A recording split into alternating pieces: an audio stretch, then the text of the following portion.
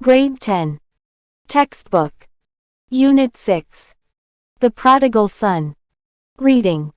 Once upon a time, there was a very wealthy man. He owned flocks of sheep, herds of cattle, orchards, vineyards, and wheat farms. He had 2 sons, Dan and Ben. Dan, the elder one, was serious, hard-working, and was a great help to his father. Ben, the younger one, was a happy-go-lucky young man and never bothered to help his father. All he kept thinking was how to have a good time with his friends. One day, he said to his father, "Father, give me my share of the inheritance. I wish to go to a distant land and lead an independent life." "Are you sure you wish to do that? Do you think you'll make it?" "Of course, Father," he answered. "I'm sure I'll succeed."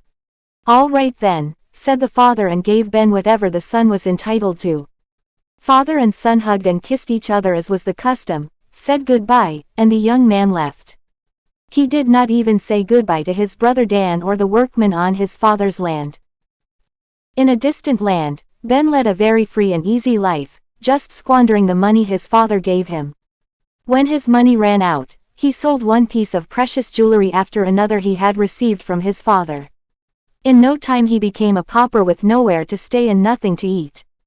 He had only the clothes he was wearing. Then, to keep his body and soul together, he worked as a swineherd of a wealthy man in that distant land. He became so poor that he had to eat what the swine were fed with. "I'm not even half as rich as my father's workmen," he often thought sadly. "I think I should go back to my father, but I'm afraid. He would certainly drive me away," he often said to himself. One day he fell ill. He had nothing to eat, and he was in rags. He decided to go back to his father and he did. He was still at a distance from his father's house when his father saw him and came rushing towards him.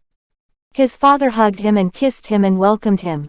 He called his servants and said to them, "Some of you, wash my son up and dress him up in the best of clothing.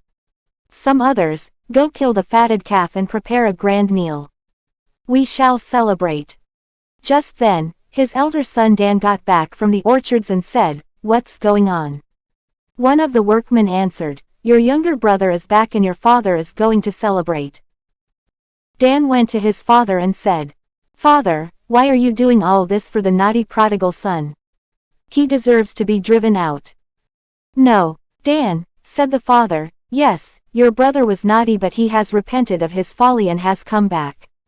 You lost a brother, and I lost a son, but now we have found him. We should rejoice and celebrate."